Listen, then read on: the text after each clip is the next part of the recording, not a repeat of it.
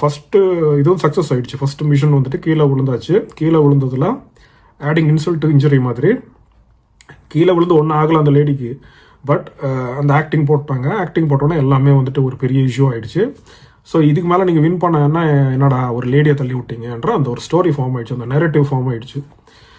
So அடுத்து இதான் சான்ஸ்னு வந்து எல்லாரும் திட்டுறாங்க. அதில் வினோத், ஐயோ அப்பா, அவரு நடிப்பு அரக்கன். அவர் தான் ஆக்சுவலாக அவர் பயங்கரமான சுயநலவாதி அந்த ஆள். ஆனால் அந்த ஆள் வந்துட்டு நடிக்கிறான் இந்த மாதிரி, என்னடா இப்படி ஆகிட்டியாடா அப்படி ஆகிட்டியாடா அப்படின்னு.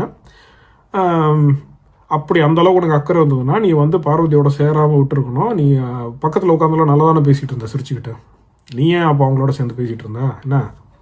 ஸோ நீயும் ஃபேக் தான் சரியா வினோத்? ஸோ எனிவே, ஸோ அந்த மாதிரி ஆகிட்டனால இப்போது ரெட் கார்டும் கொடுத்துட்டாங்க. ஸோ அந்த ஆக்டிங்கை கண்டினியூ பண்ணால் தான் அது அப்படியே எஸ்டாப்ளிஷ் ஆகும். அவங்கள பார்க்குறப்பெல்லாம் ஓடி போய் பாத்ரூமில் ஒளியிறது இதெல்லாம் பண்ணிகிட்டு இருந்தாங்க சாண்ட்ரா.